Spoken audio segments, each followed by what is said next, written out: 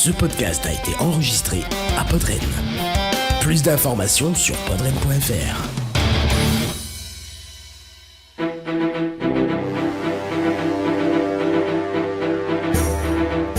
Il est difficile d'être le roi de la France. Tu serais pas un petit peu royal? Tu serais pas de sang royal? Chef, non, chef. Je suis Arthur, roi des Bretons. Je veux voir ma Normandie. C'est moi le roi, le roi, le roi. Bonjour à toutes et à tous et bienvenue dans cet épisode très spécial de Passion Médiéviste. Il est déjà parce que j'ai face à moi un public très chaud.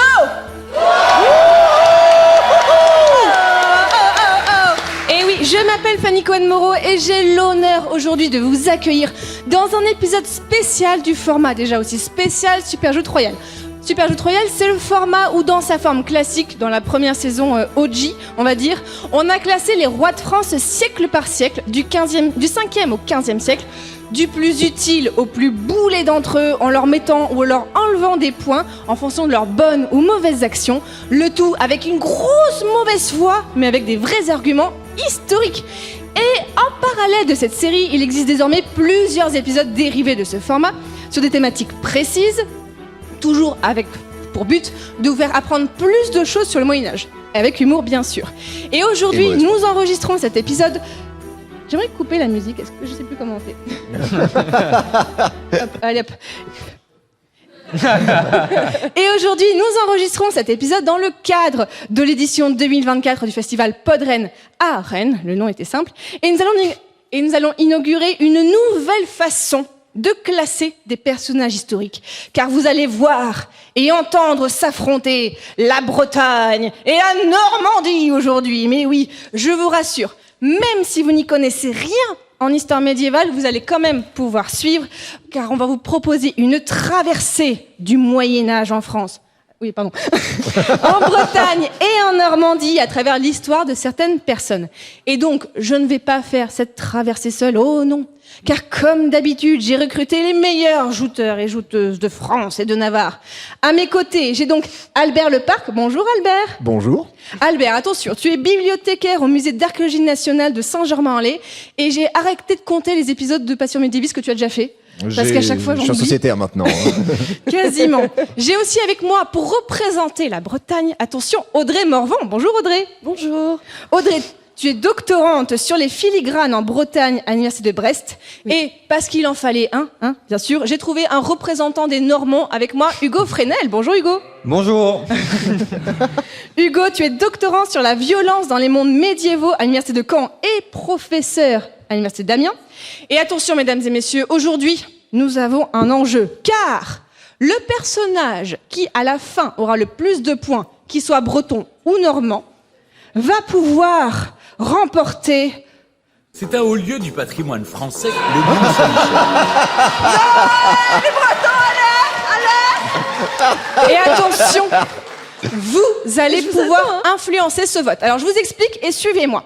On va traiter l'un après l'autre 8 personnages. 4 Bretons, 4 Normands, raconter un peu leur vie, on va leur donner ou on leur enlever des points. On arrivera pour chacun à un score. Et après chaque personnage, cher public, vous allez pouvoir voter. Et alors, si j'avais été vraiment organisée, j'aurais prévu des cartons de couleur et tout, mais vous allez voter à main levée. Attention. Et comment on va voter ? En fonction de votre avis sur les personnages après nos débats, pour chaque personnage, vous aurez le choix entre 4 possibilités. Soit enlever 20 points au score total, soit enlever 10 points au score total, soit ajouter 10 points au score total, soit ajouter 20 points. C'est un peu comme l'Eurovision en fait. Il y a les points du jury et les points du public. Donc, on va vérifier que vous avez compris. Par exemple, imaginons, on parlait de Jeanne d'Arc, il n'y a pas Jeanne d'Arc aujourd'hui. On parlait de Jeanne d'Arc, on arrive à 50 points. Imaginons que qui veut enlever 20 points à Jeanne d'Arc, lève la main tout de suite. Ok. Qui veut enlever 10 points ? Qui veut ajouter 10 points ? Qui veut ajouter 20 points ? Eh ben, on voit que, si j'avais bien compté, il y aurait eu la majorité qui l'aurait emporté. Donc, il faudra être rapide pour vous décider et ne voter qu'une fois par personnage, bande de malandrins. Sinon, on va pas s'en sortir. Et donc, c'est la fin de cette explication qui est déjà beaucoup trop longue. Place à la joute. Mais, petite surprise. Pour introduire très rapidement chaque personnage avec son jingle, le ding-ding d'habituel, j'ai demandé son avis au plus normand des jouteurs de Super Joute Royale, Guillaume Bureau, qui ne pouvait malheureusement pas être avec nous aujourd'hui, donc lui il est docteur aussi en histoire médiévale. Et vous allez voir les Bretons, il a des choses à vous dire à chaque fois. Alors c'est parti, on commence avec la première. La Normandie vous parle. Bon alors, Sainte Opportune, clairement, c'est typiquement la femme normande forte. La femme normande qui est issue d'une bonne famille, qui en plus a des vertus thaumaturges. Qu'est-ce que tu veux que je dise de plus ? Franchement, une femme pieuse et très sérieuse, donc franchement, voilà, une vraie normande quoi. Donc voilà, notre premier personnage, Sainte Importune, une sainte donc du 8e siècle, qui a fait des miracles de son vivant et même après sa mort. Elle est surnommée la thaumaturge de Normandie. Donc thaumaturge, c'est ceux qui font des miracles, qui soignent, c'est ça ? C'est au thaumaturge, ça, on soigne ? Exactement. Alors ça peut être plusieurs types de soins. Pour Sainte Opportune, en l'occurrence, c'est plutôt les maux de tête, la fièvre, voilà. C'est pratique. Il avait fêté le 22 avril, donc plutôt bientôt, au moment où on enregistre cet épisode. Alors, qu'est-ce que vous allez me dire à Sainte Opportune pour lui ajouter ou lui enlever des points ? Je t'en prie, vas-y, commence. Elle pique quand même la place de sa tante, en fait. C'est-à-dire, raconte-moi. Parce qu'en fait, elle devient donc abbesse dans un monastère perdu dans Normandie. Et donc, en fait, c'est sa tante qui le dirige et, en fait, elle lui pique sa place, quoi. En fait, quand elle veut s'élever. Qui n'a pas pris la place de sa tante ? Je veux dire, je sais pas, mais ça. En tout cas, on est un peu civilisé en Bretagne, on fait pas ce genre de choses, quoi. Allez, ça commence. Et puis, si je puis me permettre. Dans le micro. Oui. Alors attention, vas-y, continue. On vous entendra pas, le public. Vous pouvez voter au moment du vote. Vas-y, raconte-moi. Si je puis me permettre, l'abbaye est pas complètement paumée. C'est juste à côté d'un grand évêché normand, l'évêché de C. Alors bon, maintenant c'est une toute petite ville, mais à l'époque c'était un petit peu plus gros. C'est un peu comme si c'était Vannes, voilà, à peu près, hein, en gros. Donc elle est de cette région et elle se dit, si ma tante l'a fait, pourquoi pas moi ? Donc c'est déjà preuve d'ambition. Premier point. On peut même lui mettre 30 points directs. 30 Ah ouais. Oh là là. Moi, je veux bien mettre 5 points pour ambition pour commencer. Ok, elle a voulu 10. faire un truc de sa vie, c'est déjà pas mal. Il y en a qui essayent. Ok, donc 5 points pour ambition. Qu'est-ce qu'on peut dire d'autre sur elle ? Elle soigne. Et je regarde un peu la liste des miracles. Disons, ça s'allonge en plus. Vas-y, raconte-nous. De siècle en siècle, on a... Alors, attends, je lis. Soins d'animaux. On a... l'âne opportune, qui est... Alors ça c'est pas exactement une histoire de soins, mais c'est probablement Elle a fait la quoi meilleure avec un anecdote. âne ? Alors l'histoire est finalement assez connue, c'est que son âne est volé par le seigneur de Montgomery, qui ne veut pas que la sainte l'utilise pour ramasser du bois, c'est nul. Miskina, la pauvre. Alors elle le menace, elle dit que ses champs deviendront salés si jamais elle s'oppose à nouveau à elle, et si elle ne lui rend pas son âne. Évidemment, quelques jours plus tard, Montgomery constate que ces champs sont complètement infertiles et ont effectivement été salés. Alors, je ne sais pas si c'est exactement un miracle. T'imagines si ça en arrivait pleine tout nuit, seul. elle est allée saler tous les... Écoute, en Normandie, on sait se défendre aussi. Hein. À un moment, il n'y a pas de... Voilà. Tu préfères quoi ? Tu préfères qu'elle retrouve la tête de son âne dans son lit, c'est ça ? Non mais Albert, bon, on le verra, mais toi... T'es plutôt pour les Bretons ou pour les Normands ? Je suis au milieu, malheureusement. Par mon père, je suis normand et breton. Oh mon Dieu. Ok, on va voir ce soir. Bon, alors on va dire qu'elle fait des miracles. Ouais, je vais bien mettre plus 10 pour ça, pour les miracles. Oui, moi je dis 10 pour les miracles. Ok, 10 pour les miracles. Ouais. Donc on est à 15, vous avez quoi d'autre à dire sur elle ? Elle ressuscite une noix aussi. Pardon ? Waouh. Par contre, elle a le même effet qu'un Doliprane en fait. Hein. Le domestique de l'abbaye mange l'oie, il n'a pas le droit. Ce n'est qu'un domestique, encore au 8e siècle. Sainte Opportune arrive, elle ressuscite l'oie pour que les moniales puissent la manger. Et quand on y pense... Donc elle tue une noix pour qu'on la tue... Enfin, elle ressuscite une noix pour qu'on la tue ensuite ? Oui, et quand on y pense, c'est pas bête. Ça veut dire qu'à partir d'une noix, si on la ressuscite en permanence, on a mangé tout le temps. Elle a résolu la faim dans le monde, cette dame. Waouh, ok. Plus 20. J'allais dire plus 5 pour loi ressuscitée. Bon, on peut finir là-dessus sur elle. On est à 20 points, c'est déjà pas mal. Ok, alors public, vous allez voter. Donc, est-ce que j'ai des assistants qui pourront m'aider à compter en même temps que moi aussi ? Alors, si vous êtes pour enlever 20 points et mettre notre pauvre Sainte Importune à 0, levez la main. Ok, on a les méchants au fond. On est pour enlever moins 10, pour enlever 10 points. Ouais, quelques-uns. Pour ajouter plus 10. Ok, comptez-vous là. Et pour ajouter plus 20? Ok, on était déjà sur plus 10. Donc le public ajoute plus 10. Vous ajoutez plus 10 à une Normande. Hein. Moi, je dis ça, je dis rien. Ah, il y avait plus de Bretons qui voulaient enlever des points quand même. Hein. J'ai bien regardé. Bon. Allez, deuxième personnage. Brutus de Bretagne. Alors, bon, déjà, mettons les choses au clair. Ce type, il vient de l'esprit tordu de Geoffroy de Monmouth, ou de Monmouth, en anglais. Bon, déjà, on peut absolument pas donner un quelconque crédit à un auteur anglais. Et en plus, Brutus, on sent déjà que les mecs, ils étaient pas bien finaux. Ça sent clairement l'influence gréco-latine derrière tout ça. Apparemment, on le surnomme aussi Brutus de Troie, comme la ville de Troie qui s'est fait poutrer. Franchement, les Bretons, ils n'ont pas tellement de mérite à se réclamer de ce genre de pégula, quoi, clairement. Brutus, non mais je te jure, qu'il aille gentiment se mettre la tête dans un Queen Yaman et puis il en a pas. Alors, Brutus, on l'a vu, effectivement, c'est un personnage qui est un petit peu compliqué parce que, si j'ai bien compris, c'est le roi légendaire breton, le premier. Oui. Alors, vas-y, raconte-nous, Audrey. En fait, c'est l'arrière-petit-fils de Énée qui a fait la bataille de Troie. Ah, donc, la guerre de Troie, vraiment, le truc quantique, là. Exactement. Et du coup, en fait, Brutus, sa particularité, c'est qu'il a été maudit dès sa naissance. En gros, sa mère est morte en couche, en le mettant au monde. Et lors, en fait, d'une chasse avec son père et ses amis, en fait, il tue son père par inadvertance. Wow. Qui n'a pas fait ça? Et donc, en fait, qui n'a pas fait ça? Mais en gros, ce qui fait sa particularité, c'est que personne croyait en lui. Il a dû fuir, en fait, l'Italie. Puis, il a été expulsé un peu partout. Et en fait, il va devenir d'abord le breton de la Bretagne insulaire, puis continentale. Et en fait, son domaine va aller de Dumbarton à Guérande. Donc, c'est l'un de nos fondateurs. Et il n'est pas attribué qu'à Geoffroy de Montmachin, qui est normand, je crois. Quoi?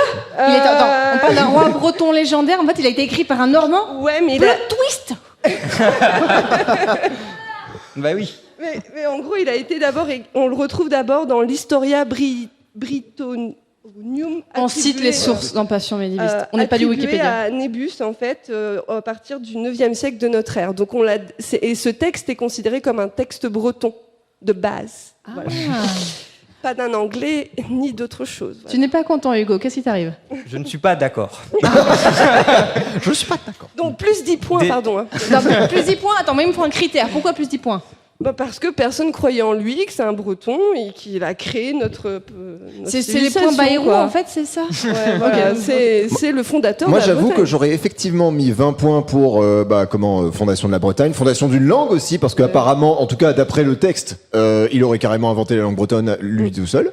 Ça, mais j'aurais enlevé 10 points parce que bon, le coup de tuer son père au cours d'une chasse, enfin je sais pas, c'est... Ça c'est ballot, enfin je veux dire c'est l'accident bête. Un accident de vélo, ça arrive effectivement, mais de là... Ok, je vais bien mettre plus 20 pour Fondation Bretagne, texte breton, bref, mec ambitieux, ok.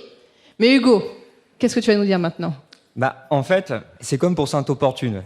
Tout est une légende, et en Normandie, on adore les légendes, et donc on les met par écrit. Nennius, c'est pas du tout un breton, c'est un gallois. Et Geoffroy de Monmouth, il est originaire de Normandie, enfin sa famille est originaire de Normandie, mais il vit au Pays de Galles.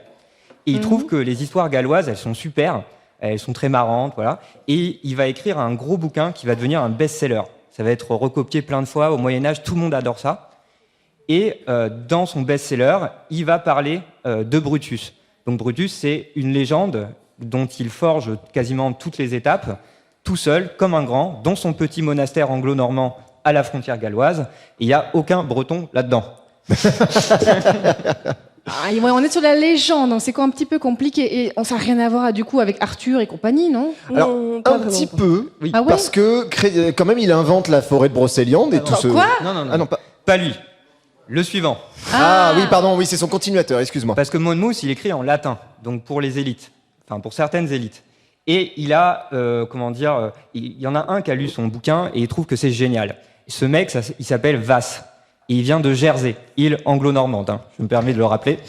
Et ce gars, Vass, il va traduire en fait l'œuvre de Monmouth en anglo-normand. Hein, je me permets de le rappeler.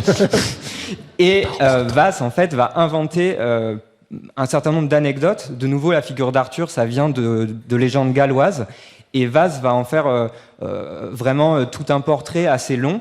Et c'est Vass qui mentionne la première fois certains éléments, comme la forêt de Brocéliande, qui est donc mentionné pour la première fois, et je suis désolé, dans un texte du milieu du XIIe siècle, écrit en normand. Oh bon, ça va, on a compris. Donc là, Brutus, vous avez rien à me dire de plus pour lui enlever, ajouter des points? Bah, on peut mettre moins 10 là pour l'imposture. Ça vous va? Non. Non. J'aurais pas enlevé pour l'imposture. J'aurais enlevé effectivement parce que bon, c'était un petit peu facile visiblement de s'installer. Il y avait pas grand-chose à faire finalement. Brutus est arrivé. T'as essayé de fonder la Bretagne, toi? C'est compliqué quand même. Le mec, Il y avait des géants et tout. Quoi? Il y avait des géants? Ouais. Ah oui, c'est vrai, il a affronté des géants. Bah, c'est ce qu'il a dit. Il dit qu'il y avait des géants en Bretagne? Oui. Mais où sont-ils aujourd'hui? Bah, ils ont tous disparu parce qu'il les a tous Je tués. sais pas, levez-vous pour voir. Vraiment, plus 10 points pour avoir enlevé les géants, moi ça me Bah va. oui, parce que c'était quand même. Moi, je mettrais plus encore 20 points parce qu'il est devenu Oh. organisateur, libérateur. Il a fondé la Bretagne. Donc, non, moi, je Agitateur, considère. provocateur. Donc Ouais. Voilà. Donc là, on est en train de mettre plus 20 pour quelqu'un qui a exterminé une population autochtone. Ouais, Alors, on en reparlera tout à l'heure.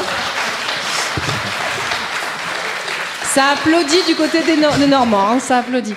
Bon, moi je suis d'accord, là on arrive à 30 points pour Brutus. Est-ce que ça vous va? Bon, Allez. sur 30 points, allez. Oui. Ok, alors là dans la salle vous avez compris.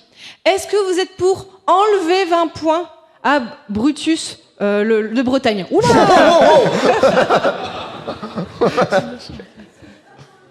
Vous n'êtes pas trompé de place?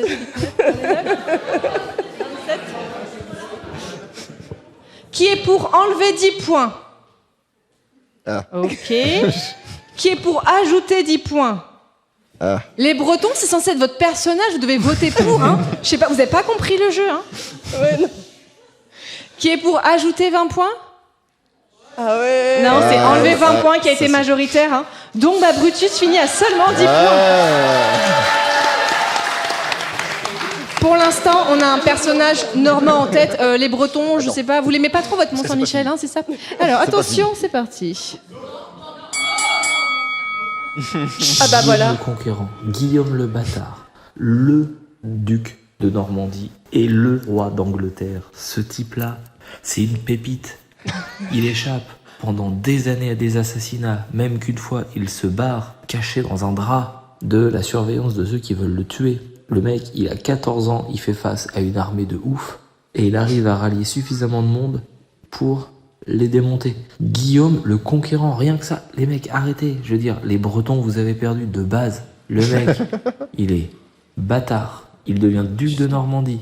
Il conquiert toute l'Angleterre. Mais personne n'arrive à sa cheville. C'est bon, le débat, il est clos. Donc là, on est sur notre premier gros personnage de cet épisode. Là, quel avant, on personnage? avait du légendaire, on avait du haut Moyen-Âge. Ok. Là, on a, même si c'est encore un peu haut Moyen-Âge, Guillaume le Conquérant. Donc là, bah quoi, un petit peu quand même, non? Oui, bon, encore central. appréciation. Donc on a dit Guillaume le Conquérant, on est au XIe siècle, et donc il va aller. Quoi, oui, c'est bon, j'ai raison. Non, Et donc, Guillaume le Conquérant, est-ce que vous pouvez rappeler pourquoi est-ce qu'il est connu? Alors, je regarde les fiches là d'Audrey. Dans les plus, dans pourquoi il est connu? Rien. Alors Audrey, je sais qu'on est de mauvaise foi, mais quand même. Donc, il a réussi à conquérir l'Angleterre en 1066. Et c'est le dernier à avoir réussi. Rien que pour ça, ça vaut 30 points. Il n'y a pas de... Voilà. Exact. Il n'y a pas de discussion possible. J'avoue que la conquête de l'Angleterre, c'est quand même pas mal. Hein. Allez, moi, plus 20 points, ça me va. Plus 20 points. C'est un minimum. Plus 20 points pour la conquête de la... Comme on a donné 20 points à Brutus pour fonder la Bretagne, là, à Guillaume le Conquérant, ouais, plus 20 points pour la conquête de l'Angleterre, ça me paraît juste. Ok, mais est-ce qu'il arrive à bien... Il l'a conquise, mais est-ce qu'il l'a gardée? Parce qu'on les a vus, les mecs qui conquièrent des trucs et qui, au bout de 20 ans, oh, ça tient pas. Non, Il là, l'a pas arrive. gardé. Hein? Il l'a pas gardé. Comment ça, il l'a pas gardé? Mais non. Attends, Hugo n'est pas d'accord. Alors si, il la garde. Il la donne même à ses fils. 2 de ses fils deviendront rois d'Angleterre et ça continue encore petit à petit avec des mariages, etc. et le roi d'Angleterre maintenant est encore duc de Normandie pour les îles anglo-normandes, et ça vient de 1066. Donc si, il a fondé voilà. Après, c'est son arrière-petit-fils a eu un petit peu plus de mal, mais voilà, c'est les choses qui arrivent. Et c'est pas sa faute. C'est pas Guillaume, il peut pas, on n'est pas responsable pour ses enfants. Ok, bah Mathilda, on va être plus 25 parce que ok, c'est important, même les 5 points comme ça, c'est très important. Ok, alors, qu'est-ce qu'on a d'autre à dire sur lui? Parce que ça, on connaît, mais qu'est-ce qu'on va nous apprendre? Moi, des choses moins glorieuses, effectivement. Bah oui, voilà. Moi, j'ai plein de choses à dire, puisque tout à l'heure, soi-disant, le peuple breton est un peuple qui a massacré des peuples autochtones. Comme je rappelle, il a quand même conquéri l'Angleterre, et il l'a fait comment? En disant bonjour, j'arrive. Non, en fait, il a fait un carnage en 1666, lors de la bataille de Hastings, au point qu'il doit en faire pénitence. Il a déclenché une famine en ravageant le nord de l'Angleterre, les Normands incendiant toutes les villes et tous les villages qui avaient manifesté une quelconque opposition. Donc clairement, c'est un parvenu qui a tendance à la maniaquerie, à la violence et au mensonge pour arriver au pouvoir. Voilà. En même temps, t'as vu comme ils étaient tenaces. Enfin, il fallait une main de velours, non, plutôt une main de fer dans un gant de fer. Voilà. Et je tiens pour finir, juste ça aussi, sa grande enquête administrative que les gens adorent. Là. Mais elle est trop bien, le Domesday Book. Oui, le Domesday Book, voilà, qui se traduit littéralement par le livre du jugement dernier. En fait, il contrôlait son peuple. En fait, il voulait savoir c'était qui le pécor du coin qui avait les chèvres pour le tuer s'il n'était pas content. Oui, mais attends, moi, tu sais qu'un de mes kinks dans la vie, c'est l'histoire administrative et économique. Et c'est hyper important, on sait plein de choses hyper concrètes sur l'histoire grâce à ça. C'est pas pour ça qu'il faisait ça. Vous la voyez là, mais Fanny, elle a des week-ends fun. Hein. C'est les caméras de l'époque, en fait. C'est pour juste savoir qui était là, en fait. C'était pour la thune, on est d'accord, il voulait juste savoir comment récupérer la thune. C'est ça. C'est un peu pour la thune, oui. Mais c'est toujours pour la thune. La thune, c'est quand même la base du tout. Hein. C'est comme ça qu'on paye les gens, c'est comme ça qu'on paye les guerriers. Mais il y a de mauvais arguments. Déjà, oui, bon, il a été un peu dur avec les Anglais, mais seulement avec ceux qui s'étaient alliés aux Danois. Parce que franchement, ça se fait pas. Qu'est-ce qu'ils viennent faire là, les Danois? Les Danois, ils avaient aussi des prétentions sur le royaume d'Angleterre. Et donc, théoriquement, les Anglais qui s'allient à des traîtres, à des ennemis, ça devient des traîtres. C'est des infidèles. Ils renient pas juste Guillaume, ils renient Dieu, parce que le souverain est le lieutenant de Dieu sur terre. Et au XIe siècle, on rigole pas avec ce genre de truc.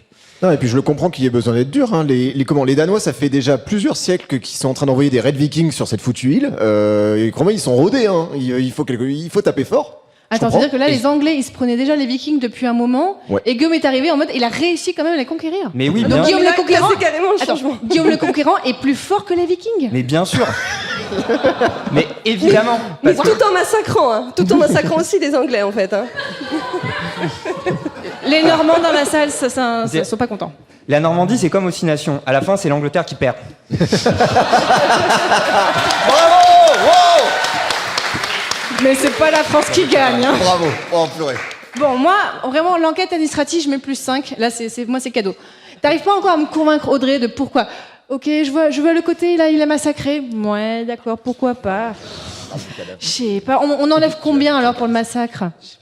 Parce qu'on n'a rien enlevé, à Bruxelles pour les géants. Il y a quand même quelque chose, c'est que, bon, visiblement, il a quand même bien profité dans sa vie, parce que une anecdote, en tout cas rapportée par un moine, est que son gros bidon bedonnant ne rentrait pas du tout dans le cercueil, au point où ils ont dû tasser un peu pour le faire rentrer. Ça a éclaté, et ça a laissé une odeur pestilentielle pendant plusieurs jours dans l'église. Ouais, voilà. Les pratiques de santé au Moyen-Âge. C'est une pure anecdote inventée. Tu dis, c'est une calomnie, tu dis? C'est comme toutes les anecdotes, c'est surtout pour peindre un portrait moral du personnage. Et vu que c'était un moine qui était critique avec lui, il a donné une mauvaise anecdote, comme un moine qui l'aurait bien aimé aurait inventé un truc joli juste pour faire joli. Oui, mais n'est-ce pas une belle histoire ? Les anecdotes, ça compte pas. Le document, le Domesday Book, par exemple, mais aussi la tapisserie de Bayeux. Oui. Voilà. Dont on voit un bout derrière nous. Ça, c'est matériel. Ça, c'est pas une anecdote à la con. La tapisserie de Bayeux, ça fait plusieurs dizaines de mètres de long. Et on a une icône représentée. C'est une broderie faite pour raconter l'exploit de Guillaume le Conquérant d'avoir conquis l'Angleterre. Et c'est un cas unique. Il n'y a aucun autre équivalent de cette broderie de ce type-là. Hein. Vous pouvez imaginer que ça fait, les côtés de la salle, plus tout derrière nous, quoi. Et qu'en gros, on se balade le long de la broderie pour voir un petit peu comment les Normands pètent la gueule aux Anglais.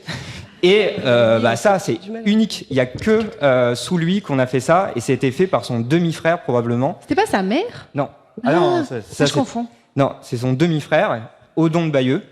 Et déjà, rien que pour ce truc unique, ça vaut le coup quand même. Moi, j'allais mettre c'est un peu mégalo. Je sais pas ce que t'en penses, Audrey, je trouve ça un peu mégalo quand même. Hein. Oui, surtout, est-ce que vous connaissez la tapisserie de Bayeux qui relate en fait sa conquête de l'Angleterre, bien entendu, et donc dans cette représentation, en fait, il dit que les gens l'ont suivi de leur plein gré, sauf qu'il y a certains seigneurs, en fait, il les a forcés, autrement il les zigouillait. Donc, on repassera encore sur un point propagande. Voilà. De nouveau. En fait, en gros, il ment sur une fin. C'est un roi qui ment sur ce qu'il est. En fait, c'est un parvenu. Et en fait, pour arriver à obtenir son pouvoir, en fait, il le fait par la force, que faisaient tous les autres rois. Mais lui, il a une nette tendance à la violence, quand même. Mais lui, il a et réussi. À puer hein. à la fin, en fait. Plus. Bon, moi, la tapisserie, je mets plus 10 parce que franchement, elle est super classe. Oui, on c'est l'a vrai encore aujourd'hui. Ouais. Déjà, on l'a encore aujourd'hui, plus 10. Soutien critique. Donc là, on n'a rien à enlever. Bon, alors, j'ai vu, il a fait construire la tour de Londres. C'est plutôt classe, ça. On la voit encore aujourd'hui à Londres, non? Bah oui, parce que Guillaume le Conquérant, c'est aussi un bâtisseur. C'est un homme qui a plein de facettes. Bon, certes, il est un peu violent, mais il a plein de facettes. Ouais, bah oui. Mais il fait construire une belle abbaye à Caen, l'abbaye aux hommes. Sa femme fait construire l'abbaye aux dames, logique pour l'époque. Et surtout, quand il arrive en Angleterre, les Normands vont aussi construire plein de bâtiments un peu sous influence normande, dont la Tour de Londres, qui à la base était le château des Normands dans Londres. Il y aura aussi des cathédrales qui vont être construites, pas directement par lui, mais toujours dans ce mouvement d'influence de la Normandie sur le style architectural. Et ça, c'est grâce à Guigui. Mais alors, j'ai une question quand même, Hugo. Mais finalement, il est normand ou anglais, notre Guillaume? Ah bah non, il est normand. Il est né probablement à Falaise, une petite ville de Normandie actuellement, où le château est conservé, et il devient roi d'Angleterre dans un second temps. Bon, d'accord. Donc, allez, plus 5 points bâtisseur. Oui, je suis généreuse, hein, mais Audrey, là, tu laisses beaucoup de points, je trouve, aux Normands. Hein. Tu te défends pas assez. Ok, allez, si tu veux, je suis gentille, je fais moins 10 points violence. Ouais, voilà. Moins 10 points violence. Pour moi, je vais galérer avec mes calculs après, mais c'est pas grave. Bon, alors du coup, là, si je fais mes calculs, et ça, normalement, je le coupe au montage. Alors, il est à plus 35 pour l'instant. Est-ce qu'on le laisse comme... Attends, ça veut dire qu'il est à peine plus que Sainte-Opportune? Là, non, mais le public va nous influencer. Le public va influencer, mais là, qu'est-ce qu'on pourrait rajouter sur Guillaume le Conquérant? Vous pouvez souffler sa tellement, femme? Fanny, tellement. Est-ce qu'on... Oui, c'est vrai, il était très amoureux de sa femme, en effet. Waouh! On va mettre des points parce que c'était un bon mari? Bah, dans Super Jeu Royal, c'est pas arrivé souvent. Hein. C'est...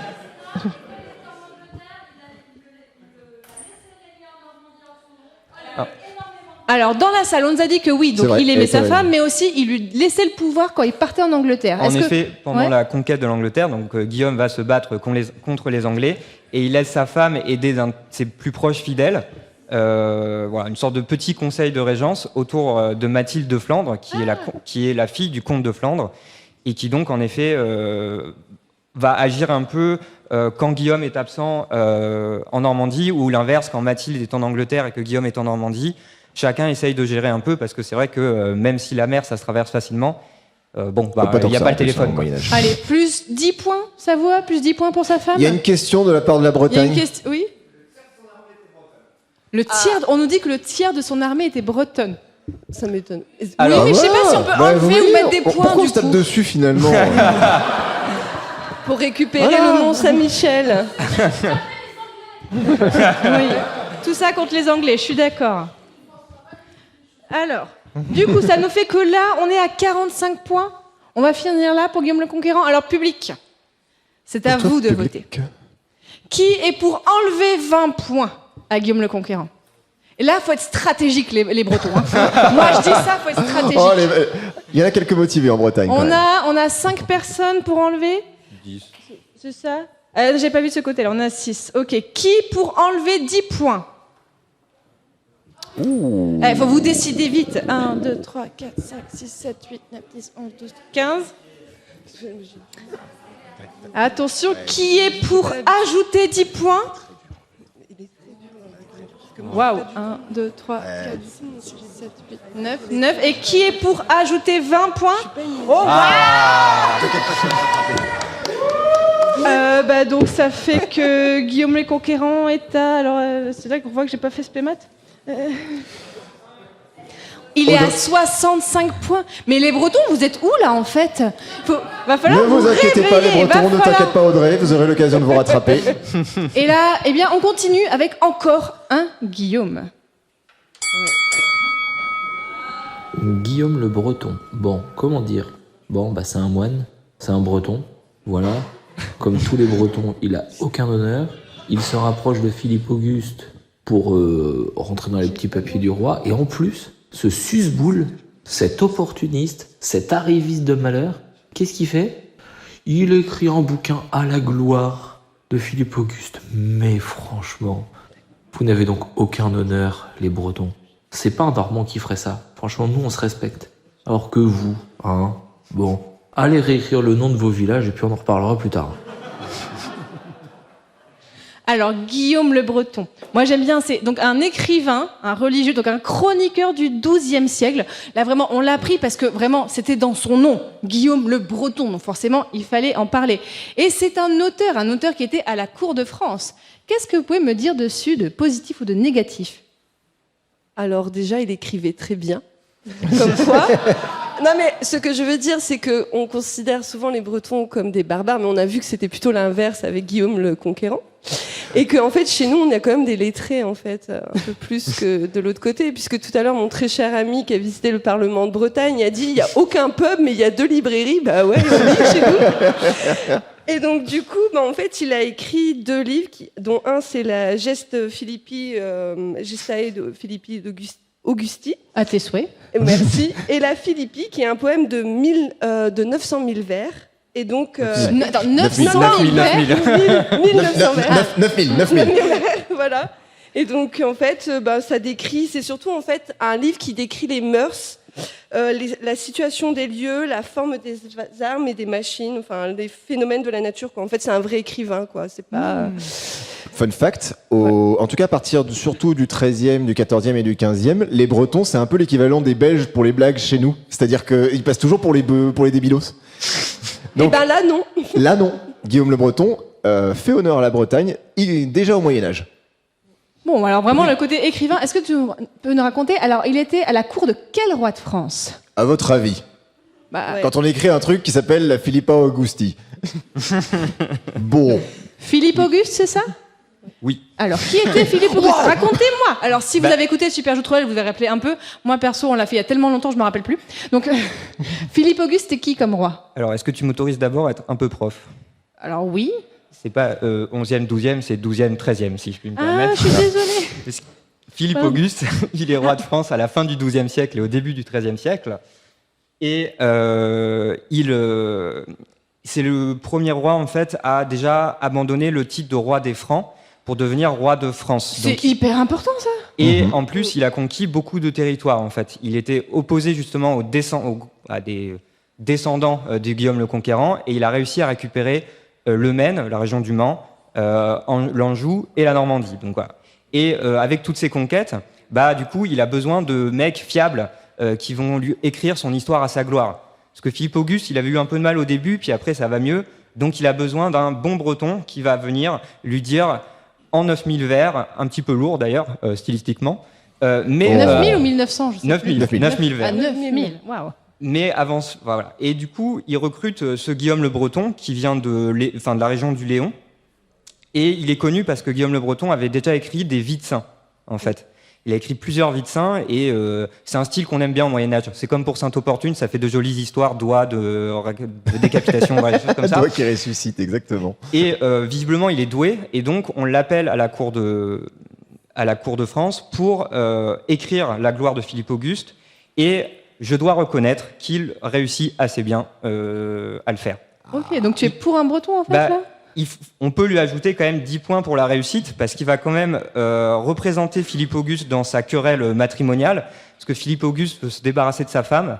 Oh, c'est pas le seul à l'époque, hein, mais c'est pas si facile. Faut appeler le pape, c'est tout, c'est Sa ça femme, ouais. c'est Et justement, Guillaume le Breton un jeu burge de part, Danemark, c'est ça. à Rome, envoyé par le roi de France pour dire bah voilà, démerde-toi, j'en veux plus, je veux qu'elle se casse. Et est-ce qu'il réussit?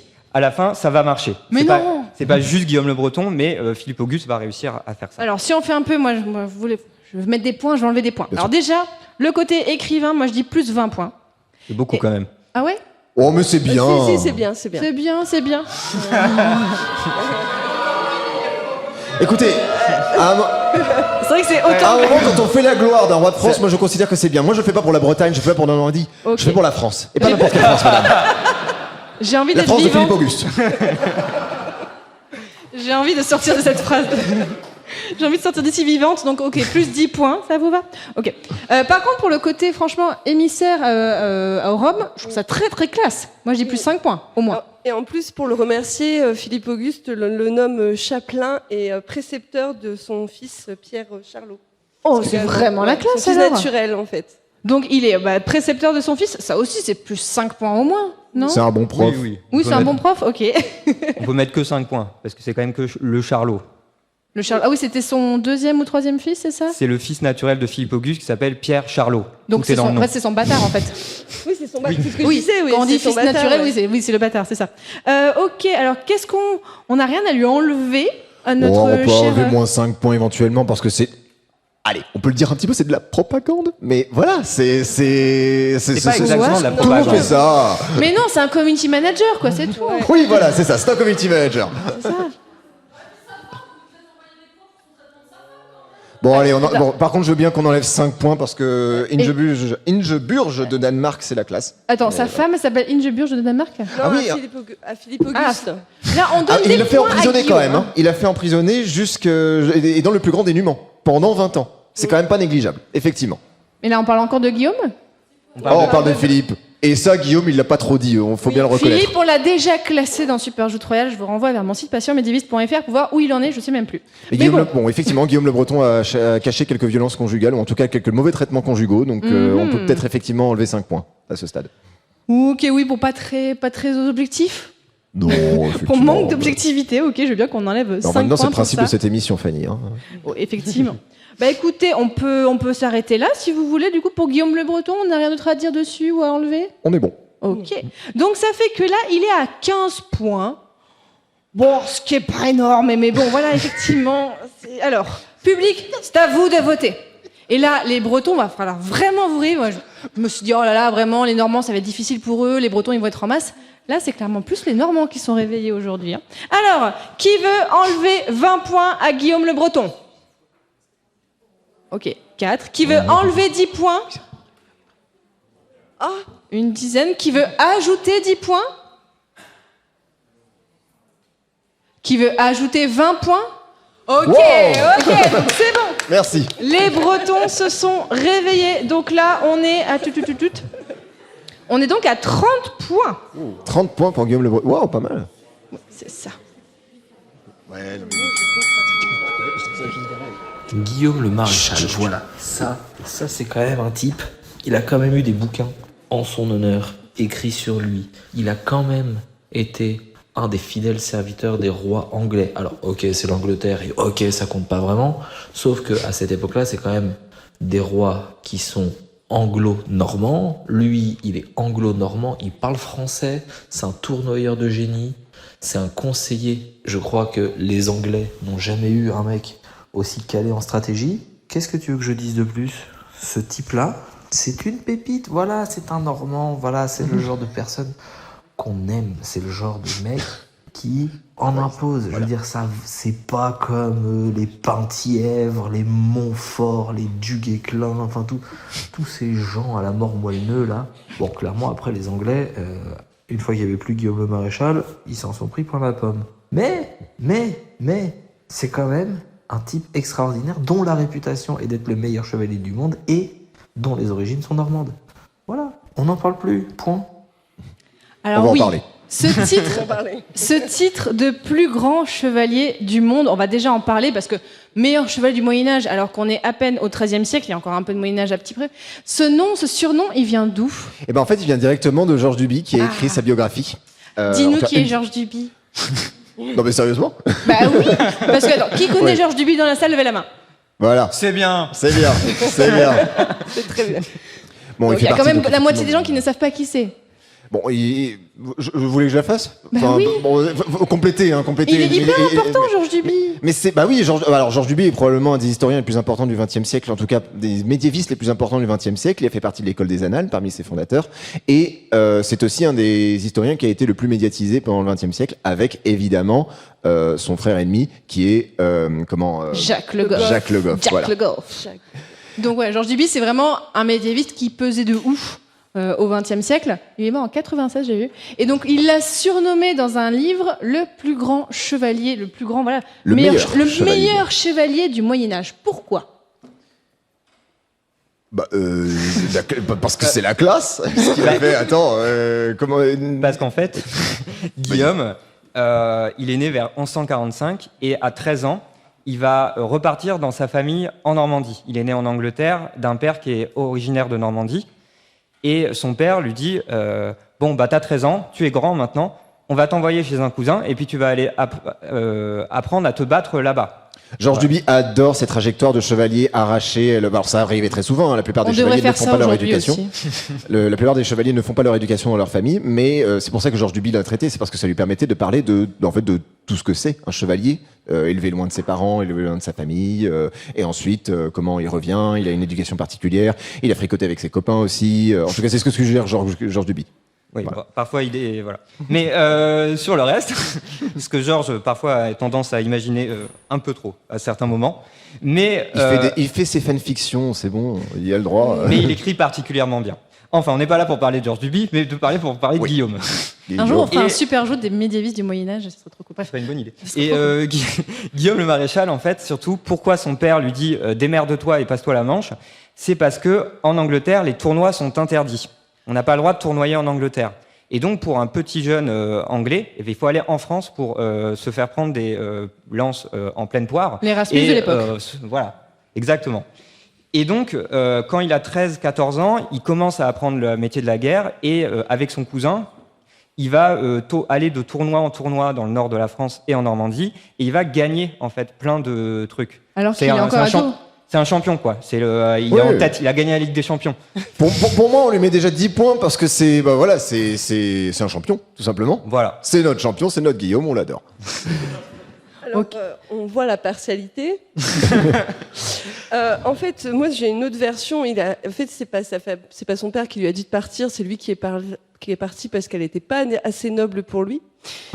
Il a fait beaucoup de tournois, il est connu pour ça, parce qu'en fait, il avait qu'une seule envie, c'est d'être un peu plus élevé dans le niveau social. La preuve, à l'âge de 40 ans, il s'est marié avec Isabelle de Clark, qui a alors 16 ans.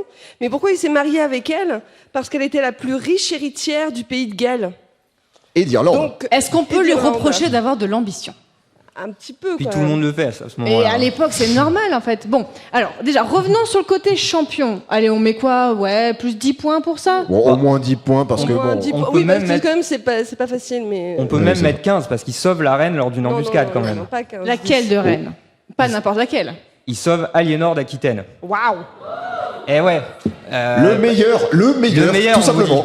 Parce que tournoyer pour le plaisir, c'est bien, on est dans la gadoue et tout, mais il faut que ça serve à un moment donné. Et ben ça a servi en 1168, quand Aliénor d'Aquitaine est censé tomber dans une embuscade. Et là, le jeune Guillaume, il a donc une grosse vingtaine d'années, quoi. Il s'interpose et il l'aide à sauver la reine à ce moment-là. Wow. Et c'est le moment où il va arriver à la cour d'Angleterre. Le roi dit « Ah, génial, il a l'air bien ce petit gars ». Et hop, il est parti sur la voie de la réussite. Ok, ben moi je vais bien mettre plus 5 points parce qu'il sauve Aliénor, ça carrément. Oui, ça c'est vrai. Après, moi vraiment, je voulais bien mettre au moins, franchement, plus 5, voire moi plus 10 points pour le côté postérité. Il a un bouquin qui a été écrit sur lui. C'est quand même bien, les points postérité. C'est comme quand on avait mis des points pour Dagobert. On avait mis des points parce qu'il y avait une chanson à son nom. Si j'avais et que tout été le monde là, le ça serait connaissait. pas passé comme ça, mais passons. Oh, Mais le on- plus mais 10 par points contre- pour postérité. Par Oui. contre, on peut aussi enlever 5 points, moi je pense, parce qu'il a quand même trahi. Oui, c'est ça, à la fin, il a plus été chez ses petits nouveaux copains anglais qu'en Normandie ou chez les Français. Hein. En même temps, il venait d'Angleterre. Oui, et il n'a pas trahi. C'est Philippe Auguste qui lui a donné le droit de conserver ses terres en Normandie tout en continuant à résider en Angleterre. Oubliez Donc, c'est ce que pas j'ai du dit. tout une trahison, Oui, c'est il une a négociation. négocié, quoi. Au café, voilà, on prend un verre, on discute, on se met d'accord, et voilà, c'est pas du tout une trahison. C'est pas une trahison, bon. Ouais, parce que bon, je pense qu'il est revenu finalement, ok. Qu'est-ce qu'on a d'autre à ajouter sur Guillaume le Maréchal? Ah, c'est un croisé. Effectivement, c'est pas mal ça, cette histoire. Il a fait une croisade? Ouais, Laquelle aux côtés du fameux Richard Cœur de Lion. Ouh, il en est revenu? Oui. Ok, non, c'est bien, hein, Oui, parce qu'il y en a quand combien même. qui meurent hein. Il y en a Pensez pas pour- mal qui passent pas les croisades, mais lui, il a réussi à On pense revenir à sans Saint-Louis, hein, problème. bien sûr, qui est très bas dans notre classement, c'est le dernier. Le dernier encore, oui. Donc là, croisade, donc c'est laquelle? C'est la deuxième qui La fait, troisième. c'est ça La troisième croisade. Troisième. Ouais, on met des points, on enlève des points pour la croisade. On enlève. On en remet pas parce que bon, on en met. On enlève. On enlève. On se calme. Est-ce On que se ça lui a calme. apporté des choses? Est-ce que c'était prestigieux à l'époque de participer à la croisade? Ah Bah, bah, toujours. carrément. Toujours. Oui. Ok, on a que des historiens dans la salle, clairement. Oui, c'est prestigieux de participer à la croisade. C'est un moyen d'aller dans une société ultra chrétienne, enfin que chrétienne en fait en Occident, c'est de dire on va sauver Dieu d'une certaine manière presque. On va à la rescousse de la Terre Sainte.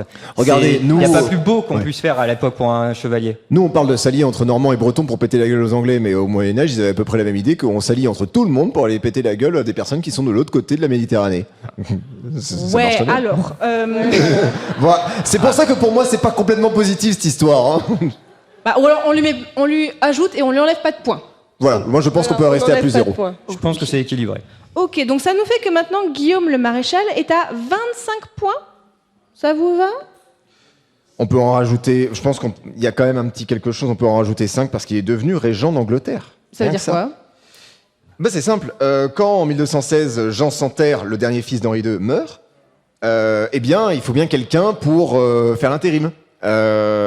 Le meilleur chevalier du monde est devenu le meilleur régent du monde. Eh mais c'est hyper important ça. C'est hyper important. Mais c'est hyper classe.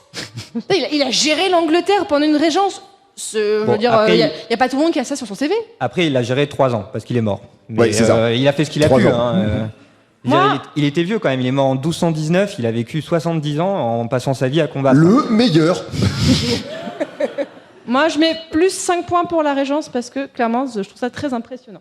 Alors, je vais vous proposer, donc on est à 30 points pour Guillaume le Maréchal. Public, est-ce que vous êtes toujours là? Les Normands sont tellement plus réveillés. Alors, qui est pour enlever 20 points à Guillaume le Maréchal? Enfin, Ah, les Bretons, ouh là là. les Bretons commencent à Oui, s'accomplir. C'est bien. 2, 3, 4. Ouh là là, ouh, ça se lève quand même pas mal. Il y en a aussi chez les Normands qui enlèvent des points. 19, 20, 21, 22, 23. J'ai 23 à peu près. Ok, qui est pour enlever 10 points? Ouais. Qui est pour ajouter 10 points? Personne. Qui est pour ajouter 20 points? Ah putain, ah ouais. Attends, Ah, les est-ce que bâtards. c'était autant que... Il y en a qui lèvent deux mains là depuis tout à l'heure. J'avais pas vu. Hein? C'est 26, donc c'est pour ajouter 20 points. On termine Guillaume le Maréchal à plus 50 points. Pour l'instant, le Mont-Saint-Michel reste toujours normand. Hein, les Bretons, c'était votre... Mais attendez, on a encore des gros personnages qui arrivent.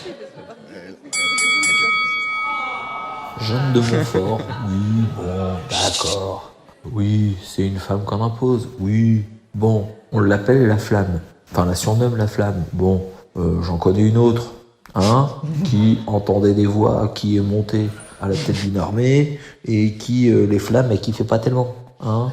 Et puis, Jeanne de Montfort, cette famille d'arrivistes là, ces gens qui se battent contre d'autres familles bretonnes pour le duché. Non mais, qu'est-ce qui nous casse le rouston là, les Bretons? Mais personne n'en veut de votre duché, démerdez-vous de votre côté. Je veux dire, c'est bon. À un moment, foutez-nous la paix les Bretons, foutez-nous la paix.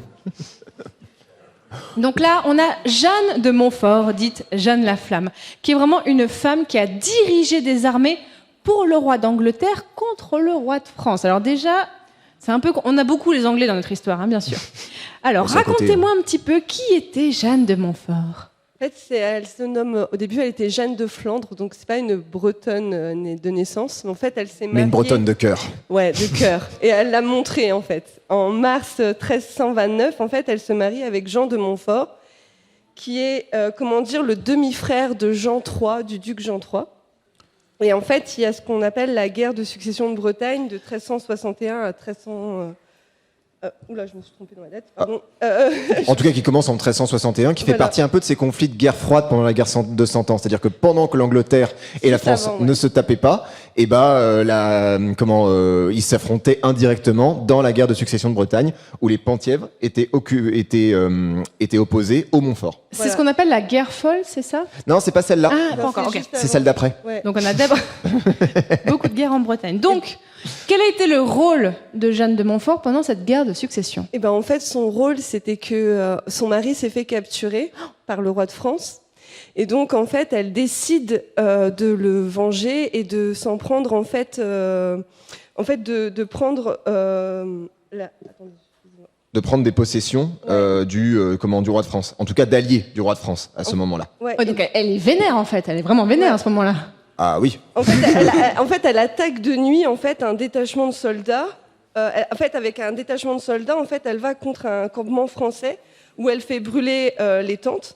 Puis elle se réfugie dans la ville d'Auray. Et ensuite, elle va avec 600 chevaliers pour libérer la ville d'Ébedon. D'Hennebon. Ouais. Mais c'est super classe. 6 juin 1342. Enfin, elle libère la ville en l'incendiant. Ouais. D'où son surnom. Et je remarque que ça gênait ma collègue quand c'était Guillaume le Conquérant, et là, ça passe crème. Bah, ça passe crème parce qu'elle, c'est pas un pays qu'elle a, elle venge son mari. ravagé, quoi. Si c'est juste un village, c'est bon, on peut Ça cramer. va, ouais. En plus, c'est français, donc ça va. Ouais, alors donc, effectivement, le côté brûler un village, on avait enlevé des points à Guillaume pour la violence, hein. Donc là, je pense, déjà, on enlève 5 points. Oui, mais pour tu le penses côté... pas qu'elle a bien subi, cette dame, déjà? Oui, en plus... Tu penses pas que c'est légitime, derrière? Elle veut libérer son mari, elle veut le récupérer, elle veut qu'il soit duc de Bretagne, c'est normal. Un personnage qu'on a failli garder, qui a une trajectoire très similaire au même moment, pendant la même guerre de succession de Bretagne, c'est la fameuse Jeanne de Belleville, première femme pirate de l'histoire, soi-disant, qui effectivement a une trajectoire très similaire où elle va protéger ses enfants et venger son mari exécuté par le roi de France. Et franchement, je comprends. Dans des circonstances pareilles, tout ce qui te reste, c'est la hargne. Tout ce qui te reste, c'est la violence. Tout ce qui te reste, c'est le courage. Bon, c'est facile de brûler des tentes d'un autre côté, mais franchement, c'est bien, ça défoule. C'est tellement beau quand tu parles, Albert. Donc là, bon, allez, le côté badass et tout ça, je veux bien aller mettre plus 15. Pour le côté, elle a voulu venger son mari, elle a pris les armes et tout ça, ça vous va, plus 15? Oh oui. Déjà, Oh ok. oui. Alors, mais le côté la flamme, du coup, on enlève 5 points quand même, ou alors on dit que c'est la guerre? Non. Je pense que effectivement, ils en parlent pas trop. Forcément, on insiste beaucoup sur la violence féminine au Moyen-Âge parce que c'est quelque chose qu'on voit moins. En tout cas, qui est dans les chroniques qu'on voit moins. Ça veut pas dire que ça n'existait pas. Encore une fois, coucou à toutes les personnes qui travaillent sur la violence féminine et sur les femmes guerrières au Moyen-Âge. Il sera peut-être bientôt un sujet d'un patient médiéviste. Exactement. Mais effectivement, c'est quand même un trope des chroniques de dire que effectivement, en vrai, les nanas, quand elles sont violentes, c'est pas joli à voir hein, quand même. Alors que quand c'est ce bon Guillaume le Conquérant, ça va, tu vois. C'est normal. Donc, franchement, ici, les sources sont un petit peu biaisées. Je pense pas qu'elle était particulièrement violente par rapport au reste de ses camarades pendant la guerre de 100 ans. Et puis surtout, elle a été gentiment remerciée. En fait, on l'a emprisonnée. Elle est repartie avec le roi d'Angleterre et ses enfants. Et le futur Jean IV. Et en gros, elle a été emprisonnée dans un manoir en disant son mari a été libéré, lui il est retourné faire son combat. Et en fait, on l'a enfermée dans un manoir. Mais non. Donc en gros, la pauvre, elle est restée. Ok, alors plus 10 points, Miskina. Ouais. Franchement. Bah écoute, est-ce qu'on a autre chose à rajouter sur Jeanne de Montfort? Je vois pas trop comment lui enlever des points, effectivement, parce qu'à la fin, elle a composé avec très peu de ressources. Et elle n'a pas essayé effectivement d'outrepasser effectivement ses prérogatives dans la mesure où elle pouvait pas faire mieux. Et puis mine de rien, arriver quand même à donner un bon destin à ses enfants, c'est pas donné à tout le monde pendant la guerre de 100 ans. Surtout quand on est toute seule, quand on est privé des ressources de son mari. Donc, franchement, j'ai rien à enlever, moi, ici. Ok, alors donc là, on est à Jeanne de Montfort qui est à plus 25 points. 25 points. Public. Alors, qui est pour enlever 20 points? Ok, on a un méchant dans la salle. Elle n'a pas voulu d'être partie avec les Anglais, en fait. On l'a obligée, on lui a dit, écoute, tu viens avec moi, et on l'a enfermée après. Vraiment, Elle l'a pas voulu, en fait. là, c'est la Typiquement, pauvre, quoi. à côté, Jeanne de Belleville, elle était contente d'être chez Bon, les on Anglais. savait que tu voulais... Parce que, je vous dis, hein, il voulait absolument qu'on parle de Non Jeanne mais de ça Belleville. fait un élément de comparaison, quoi. Ouais. Jeanne la Flamme, c'est vachement plus la classe à côté. Qui est pour enlever 10 points? Un autre méchant dans la salle. Qui est pour ajouter 10 points? Ah, ça Et se qui est lève. pour ajouter 20 points? Waouh! Ouais, bien. Donc ça fait qu'elle finit à plus 55 points. Maintenant notre... Non, 45 points. J'avais dit que j'étais pas matheuse. Hein. Allez, avant-dernier personnage. L'abbé Jolivet. Bon, bah voilà, ça encore un exemple d'un Normand qui sait faire les choses correctement. Je veux dire, il est abbé. Ok. Toujours est-il que il a défendu le Mont-Saint-Michel face à ces traîtres, face à ces chiens d'anglais. Je veux dire, à un moment, le type, il est abbé et capitaine du Mont-Saint-Mich. Le Mont-Saint-Mich, qui est normand, je le rappelle, on va mettre fin à ce saloperie de débat. Les Bretons, vous admirez le Mont-Saint-Michel, vous avez le seum, mais il est normand. Ok? Il a toujours fait partie du diocèse de Rouen. Donc, on n'en parle plus, c'est tout. Bon, maintenant, le type, j'en reviens à l'abbé. L'abbé, qu'est-ce qu'il a fait, lui? Eh ben, il a résisté aux Anglais. Ben oui, ce type-là, il avait une intelligence. Ce que nous, les Normands, on a naturellement, ce que les Bretons essayent de copier. Hein, le seul truc qu'ils arrivent à faire, c'est créer une représentation physique du cholestérol. Ils appellent ça un Queen. L'abbé Jolivet, donc, qui a été abbé du Mont-Saint-Michel pendant la guerre de 100 ans. Et alors, vous allez devoir m'expliquer, parce que je comprends pas s'il a résisté ou était pour les Anglais. Vraiment, je comprends rien à cette histoire. Moi, j'ai d'abord quelque chose à remettre en place, en fait, parce que là, la mainmise de la Normandie sur le Mont-Saint-Michel débute à la minorité du duc des Bretons, de 1 à 3. Donc, en fait, ça veut dire qu'en fait, avant, ça nous appartenait, le Mont-Saint-Michel. Avant En fait, 1040, il donc. était sous la garde de Charles II de Normandie, donc Alain III, et il a destitué Monard II, qui était un abbé breton, au profil d'un Normand. Attends, là, t'es vraiment en train de nous dire que, en historiquement, fait, c'est vrai. c'est comme le fait que Nantes est en Bretagne, ça je le savais, tu vois. Oui, parce que le château des Ducs de Bretagne, il est où? À Nantes, c'est bon, fin du débat. Mais Désolé pour vous. Hein, donc vraiment. là, vraiment, tu me dis que le Mont-Saint-Michel, à la base, était breton? Oui, on a eu un abbé breton à l'intérieur du Mont-Saint-Michel. Si, c'est vrai, madame, je vous assure. Non, il a jamais été normand, il a d'abord été breton. Bah, quant à cet abbé Jolivet, moi je suis désolé, est-ce qu'il a vraiment résisté? Est-ce qu'il a vraiment défendu le Mont-Saint-Michel Ouais, moi, derrière? je comprends pas très bien. Raconte-nous, Hugo. Tout ça est plus compliqué. Merci. D'abord, sur le Mont-Saint-Michel. En fait, ce qu'il faut bien comprendre, c'est que la Normandie, elle est fondée en 911. Avant, ça s'appelait pas la Normandie. Et en effet, il existait un groupe de chanoines qui vivaient sur ce qu'on appelle le Mont-Saint-Michel, qui est depuis le Haut Moyen-Âge, donc avant la Normandie.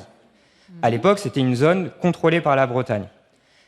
Les ducs de Normandie, à un moment donné, à la fin du Xe siècle, ils ont dit, en fait, on va remplacer les chanoines et on va mettre des moines. Mais ça ne veut pas dire que tous les liens avec la Bretagne ont été coupés, en fait. Ça s'est fait petit à petit, et c'est plus une zone d'influence. Le Mont-Saint-Michel garde des donateurs bretons, mais il a maintenant des donateurs normands, et il est sous la protection du duc de Normandie.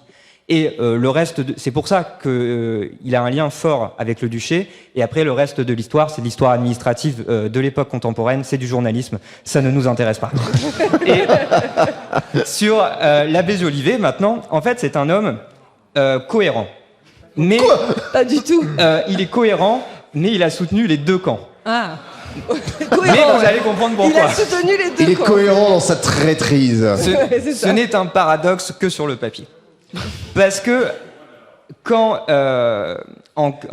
il commence par défendre le Mont contre les attaques anglaises. Il l'aide à fortifier le Mont au début de sa carrière, en gros jusqu'en 1420. Et en 1420, c'est très important parce que c'est l'année du traité de Troyes. Ah, j'ai fait un hors-série sur le traité de Troyes. Voilà. En gros, pour vous résumer, c'était tellement la merde avec le roi de France à ce moment-là, parce qu'il était un peu folle dingo, qu'ils avaient réussi à faire un traité disant que oui, en fait, le prochain roi d'Angleterre sera aussi le roi de France. Je résume de ouf, mais en gros, pendant quelques années, le roi d'Angleterre était aussi le roi de France, c'était le traité de Troyes. C'est vraiment, j'ai fait un hors-série sur le sujet, allez écouter, mais c'est vrai que c'était pendant le contexte de la guerre de 100 ans et tout ça. Tout à fait. En fait, le roi d'Angleterre devient l'héritier du royaume de France en 1420. Et quand Charles VI meurt, donc théoriquement, c'est le roi d'Angleterre qui devient roi de France. Donc notre ami Robert, il applique le droit en fait. Il dit, ok, d'après le traité de 1420, mon roi maintenant, c'est le roi d'Angleterre. Alors, les gens qui ont eu cette lecture très légaliste du traité étaient minoritaires. Mais en fait, c'est juste un truc du 19e de le faire prendre pour un traître. Alors que pour quelqu'un du Moyen-Âge, c'est juste un gars qui applique la loi, une loi qui est faite par serment devant Dieu. Et Ouais. c'est un abbé quand même. Alors les gens qui appliquent qui appliquent les règlements à la lettre, c'est pas forcément toujours bien en fait. Ouais. Hein. C'est des gens cohérents. Et puis c'est un abbé aussi qui avait le goût de l'or, qui avait le goût des pierres précieuses. Par exemple, il enlève son ancienne myrrhe pour une nouvelle qu'il attache avec des pierreries, des perles. Il se fait un bâton pastoral en or de 25 marques avec des pierreries. Enfin, il a bon goût. gros, Le pays est ravagé. À côté, le pays est ravagé, on rappelle. Oui, hein, voilà, donc, voilà. À côté, il y en a qui meurent de faim, mais voilà. Oui, mais ça c'est comme tout le monde. Et puis, il a bon goût. Oui, et, ça rappelle un peu notre époque finalement. Et en plus, cette mitre ainsi que tous les dons qu'il fait, pour l'abbé, il les laisse à l'abbaye en fait. C'est pas pour lui. Il les achète pour son abbaye. Donc il enrichit son abbaye. Il s'enrichit pas personnellement. Et c'est qui les porte? Il les porte tant qu'il a envie. Après, ça sera son successeur. Bon, alors faisons un Oui, peu quoi. le point sur les points. Bon, déjà sur le côté ambivalence politique, je sais Ouais. pas s'il faut lui enlever ou lui mettre des points, parce Enlever, qu'il a été enlever. pragmatique. Non. Pour moi, ça mériterait un petit -5 quand même, parce qu'on lui faisait confiance. Mais d'accord, ayons cette vision du 19e nationaliste des frontières au lieu de gens Ah ouverts oui, sur le bah monde. oui, monsieur. Oui, monsieur. Parfaitement. C'est bien, bravo, continuons comme ça. Ok, Voilà. donc moins 5 points parce qu'il s'est mis avec l'Angleterre. Moi, je veux bien mettre moins 5 points parce que le côté, effectivement, je m'enrichis de ouf alors que c'est la guerre. Je veux Entre bien. Sainte-Opportune et lui, il y a quand même une différence dans le comportement. Et alors, il y a un truc qu'on quoi. n'a pas encore dit jusqu'à présent qui est plutôt intéressant à savoir dans sa vie. Il a été juge de Jeanne d'Arc. Ouais. Mais il n'a pas participé aux interrogatoires. Donc, il a même été Il n'a fait juge. que juger. Bon, ça déjà, c'est un peu chaud quand même parce que là vraiment Jeanne d'Arc c'était compliqué. Albert, toi qui connais bien le sujet, raconte-nous. Je suis désolé, c'est indéfendable. Évidemment que si, c'est défendable. Oh là là, j'applique la loi, j'applique. Il applique pas la loi. En fait, c'est un petit faillot, quoi. Mais non. Voilà. Jeanne- Le petit faillot des Anglais, ouais. Oh Ouais. oui, dis donc, quand Oh. même, elle entend des voix et puis c'est un peu démoniaque. Oh là là, je Tu vais limites strictement appliquer la vachement voix. Jeanne d'Arc, Il avait cette voix, hein, vraiment. Jeanne d'Arc, elle a des faiblesses. Il faut comprendre qu'elle a perdu à la fin. Et donc, quand on perd, c'est le jugement de Dieu.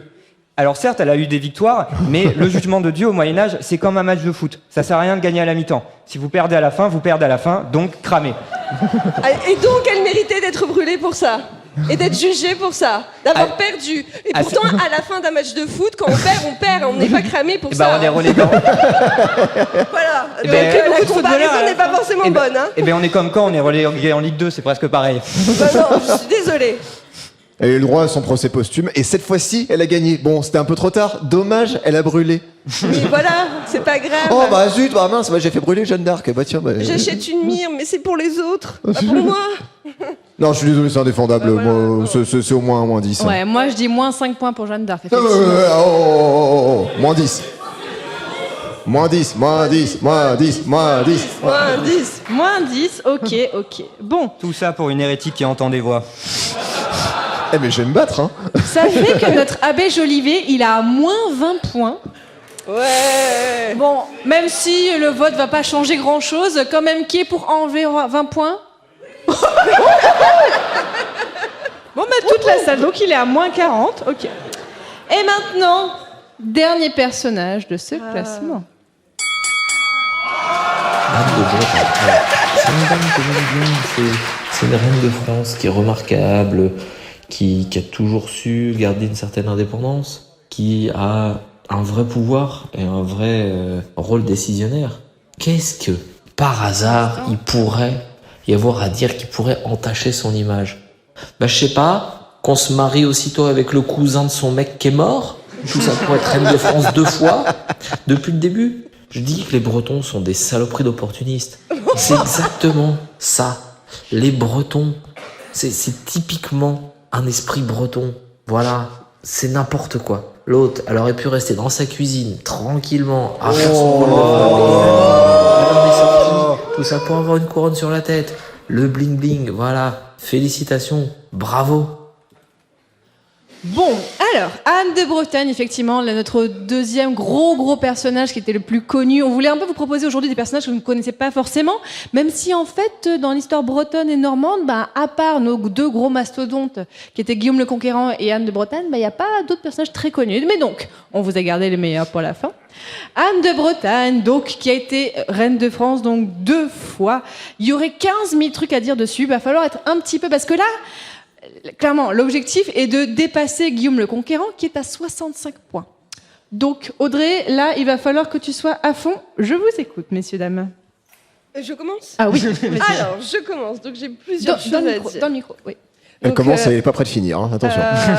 Déjà, en fait, elle suit une trahison, puisque en fait, elle est censée devenir la future duchesse de Bretagne, puisqu'elle avait été reconnue légitimement par son père. Et en fait, plusieurs seigneurs bretons en fait, veulent la destituer. Merci, c'est gentil. Elle se retrouve avec pas mal d'ennemis. Elle est obligée de quitter Nantes pour en fait se retrouver à Rennes. Represent. Ouais, représente Rennes, parce que Rennes, en fait, est la ville qui va tenir le mieux pour la résistance bretonne, puisqu'en fait, franchement, oui, au niveau des fortifications, au niveau du personnage, c'est quand même une femme qui a été 3 fois fiancée. Je vous rappelle qu'elle a quand même 11 ans quand elle accède, en fait, au titre de duchesse d'Anne de Bretagne. Ouais. Donc maintenant, je vais garder un peu mes arguments, j'attends de voir ce que dit mon compère dans la négation, et voilà. Parce que déjà, le fait qu'elle a été reconnue héritière, en vrai, là, j'aimerais donner des points à son père. Oui. Parce que c'est trop classe, tu vois, il aurait pu choisir un cousin, donc il avait que elle comme enfant. Non, il a dit... avait 2, il avait Isabeau aussi. Ah oui, donc il a dit, je la reconnais, oui, comme héritière, donc c'est quand même plutôt cool. Et... Excusez-moi, juste, vous parlez un petit peu trop fort, on vous entend beaucoup. Merci. Donc, vas-y, continue. Et donc, en fait, il la reconnaît, en fait, vu que c'est là qu'il y a eu la guerre folle, justement, les guerres de succession. Et en fait, la France, là, c'est pas vers la Normandie, mais là, c'est la France, en fait, qui veut à tout prix récupérer le duché.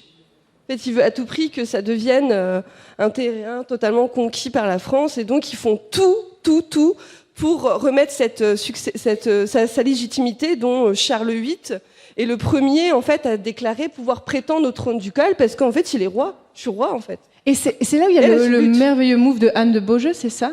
Oui. Alors, j'aime bien, j'adore Anne de Beaujeu. C'est pas elle, c'est une autre. J'allais y venir à Anne de Beaujeu. Mais oui, en fait, non, mais vas-y, je t'en prie. On en a parlé dans le dernier Super Joute Royal, donc si vous l'avez écouté, vous le savez. Mais en fait, donc, à l'époque, le roi de France, il est encore un peu petit, il s'appelle Charles VIII. Et en fait, il y a sa sœur, qui est Anne de Beaujeu, qui a été vraiment mise en place par son père, donc Charles VII.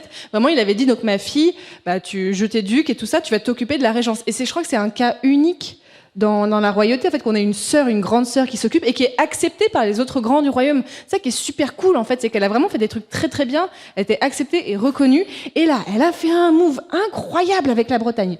C'est qu'elle dit, ok, le duc de Bretagne, on va devoir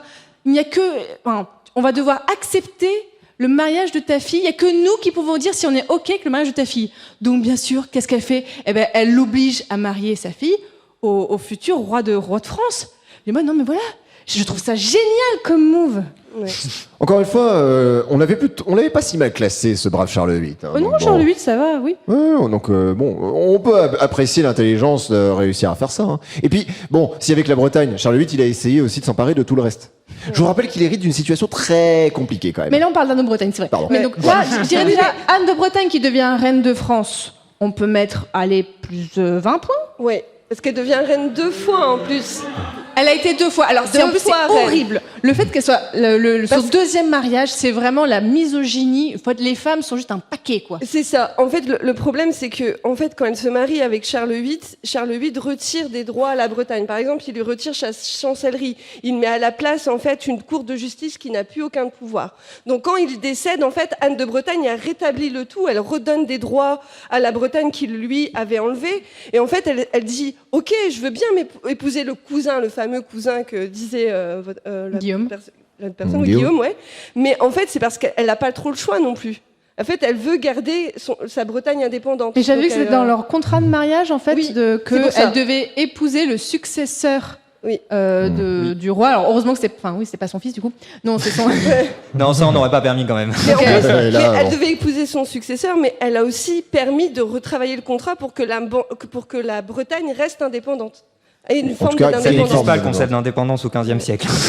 Oui, mais ça a quand même permis de conserver des droits que Charles VIII avait retirés. Donc, le fait qu'elle se soit battue pour la Bretagne, on peut lui mettre, plus 10 points 15 points.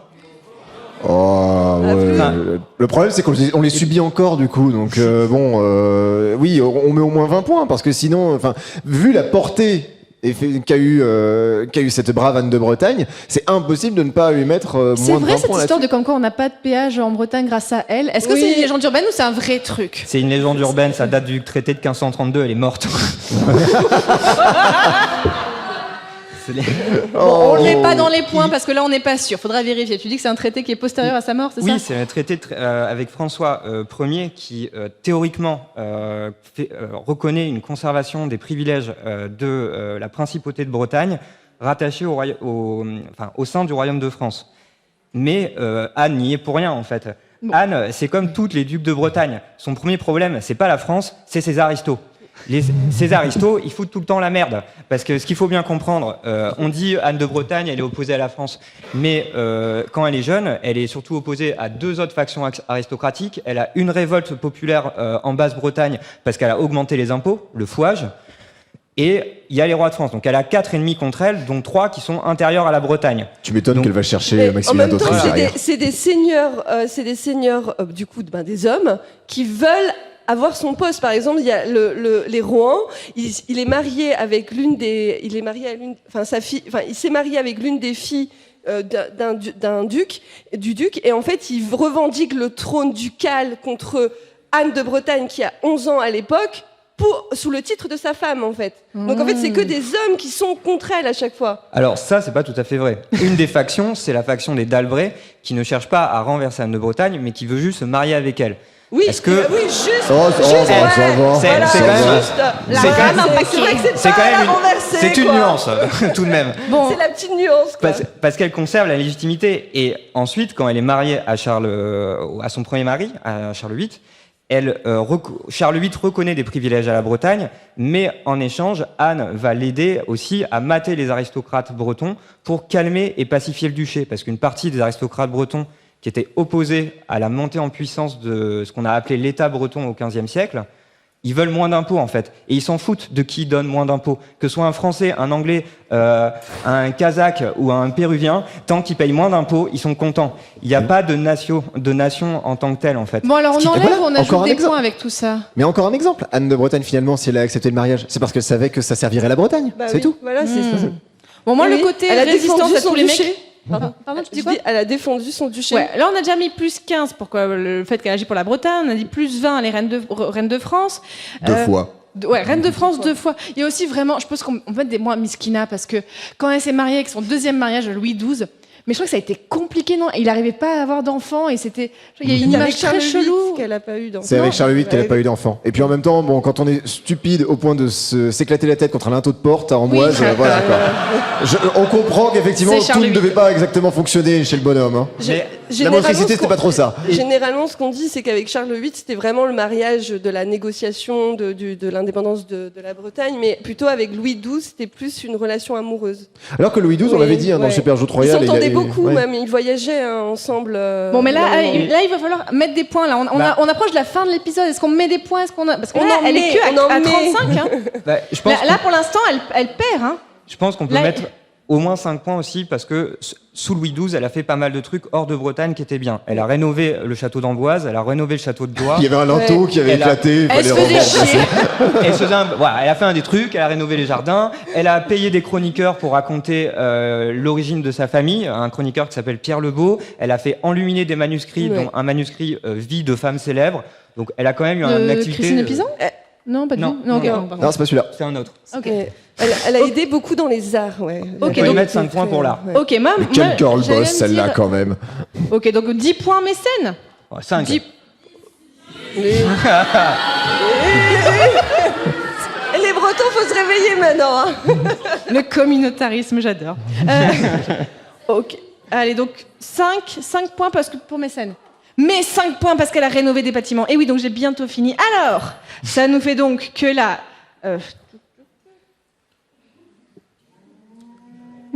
elle est à 45 points. Alors, public, c'est à vous de décider de la fin de ce vote. Putain, là, ça va Si être chaud. vous êtes Allez. pour enlever 20 points, levez la main.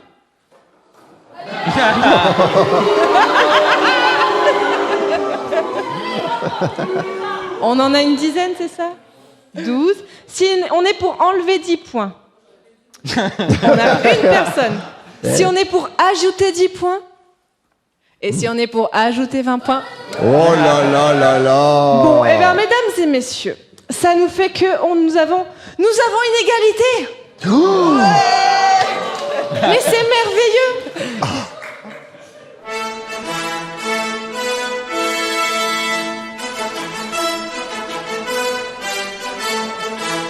Attendez. Très chère Fanny, j'espère que tu vas bien et que tu diffuseras à un moment ou à un autre cet enregistrement. Ce petit message est personnel, mais concerne aussi tes invités. Je pense que tu as un problème, ma chère. Tu sais que je t'aime beaucoup, mais soit tu aimes souffrir, soit tu as une dent contre les Bretons. Je ne sais pas, hein. Je vais m'expliquer bien évidemment, parce que ce serait injuste de ma part de vous laisser comme ça. Je m'explique. Donc en gros, tu m'as choisi quand même des personnages normands ultra badass, genre Guillaume le Conquérant, et rien que lui. Guillaume le Maréchal, voilà. Bon, même si il est à moitié anglais, on sait pas trop quoi, mais il est principalement normand. Ok. Mais c'est quoi ces résidus de fin fond de tiroir que t'as trouvé pour les Bretons, là? Sérieux, Brutus? Jeanne la Flamme? Non mais, franchement, ok, il faut avoir un peu d'empathie pour ceux qui galèrent dans leur vie. Ok, les Bretons ont eu que très récemment accès aux Becherel et du coup ils se sont vite rendus compte que le nom de leur patelin était complètement à la con. Mais est-ce qu'on est vraiment obligé de créer un match aussi déséquilibré? Alors bien évidemment, en toute mauvaise foi qui caractérise ce genre d'émission, vous allez attribuer des points positifs aux Bretons, ok, y a pas de souci. Et vous allez retirer des points aux Normands, ok, y a pas de souci. Mais bon, faut quand même reconnaître que les mecs ils ont un problème. Regarde juste les personnages que t'as choisis, et regarde juste la différence de niveau. Hein? Je veux dire, ok, dans Super Joute Royale, on a mis Charlemagne en tête de la liste. Ok, bon, le mec, honnêtement, il était badass, même si je l'aime pas. Bon, bah, voilà, le Guillaume le Conquérant, Guillaume le Maréchal, c'est l'équivalent de Charlemagne. Bon, bah, Brutus, Jeanne la Flamme, ou la Folle, ou je sais pas trop quoi. Bon, bah, c'est Saint-Louis, quoi. Voilà, on croit qu'ils sont bien, et en fait, ils sont tout pourris. Bon, allez, je m'adresse aux autres, sans rancune, les Bretons. Hein, on vous aime bien quand même, on aime bien votre bouffe, et puis vous nous êtes quand même sympathiques. Hein, c'est un peu comme les cousins un peu chelous qu'on n'a pas tellement l'habitude de voir, C'est ce que nous, on et pense. qu'on n'apprécie pas trop, mais qui quand même, au fond de soi-même, on a un petit peu de sympathie pour vous. Allez, des bisous depuis le Mont-Saint-Michel. Et donc, si j'ai bien compté, eh bien, nous avons donc une égalité. Donc, Le Mont-Saint-Michel. sera autant aux Bretons qu'aux Normands. Donc, je vais juste aller prévenir Jacques Bonneau. Alors, rien à voir avec le chanteur, mais c'est le maire du Mont-Saint-Michel depuis 2020. Je vais donc aller le prévenir qu'il va falloir qu'il laisse sa place. Déjà, une petite réaction à ce classement. Moi, je m'y attendais pas, hein, perso. Mais je m'attendais très largement à ce que Anne de Bretagne l'emporte. Mais finalement, Si elle arrive déjà au niveau de Guillaume le Conquérant, c'est la classe. Oui. Et ça, franchement, vous pouvez être fiers de vous, les Bretons. Vous avez réussi à défendre votre reine jusqu'au bout. Bravo.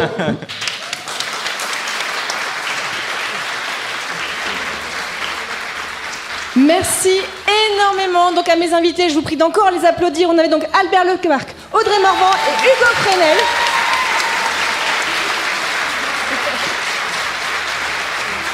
J'ai des petites choses à dire enfin. Donc, si vous trouvez qu'on a oublié des personnages importants de l'histoire médiévale bretonne ou normande, eh bien, envoyez-moi vos propositions par les réseaux sociaux ou par mail. Par exemple, Jeanne de Belleville, n'hésitez pas à lui suggérer. Okay. Et qui sait, peut-être que l'année prochaine, on fera un épisode 2, la revanche du retour. Si ce format Super Jeux Royal vous a plu et que vous l'avez découvert aujourd'hui, alors rendez-vous. Enfin, la bonne nouvelle, c'est que vous avez des dizaines d'épisodes à écouter. Donc, rendez-vous sur mon site passionmédiéviste.fr pour les découvrir, ainsi que tous les épisodes de Passion Médiéviste. Parce que oui, Passion Médiéviste, eh bien, c'est en majorité des épisodes où des jeunes chercheurs et chercheuses viennent parler de leur sujet, en master ou en thèse d'histoire médiévale, de façon accessible, comme mon invité Albert qui est déjà venu, pardon. Ouais. Mais aussi d'autres formats. On a donc les clichés pour déconstruire les idées reçues sur le Moyen-Âge, avec une mise en son de talent par mon cher Winston, ou encore le format hors les murs, où je vous immerge par les oreilles dans un lieu où l'histoire médiévale est encore présente aujourd'hui.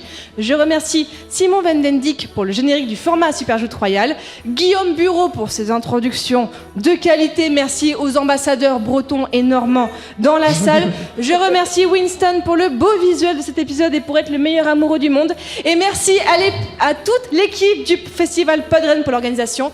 Et merci encore à vous, cher public, pour vos votes et pour vos sourires. Et je vous dis à bientôt.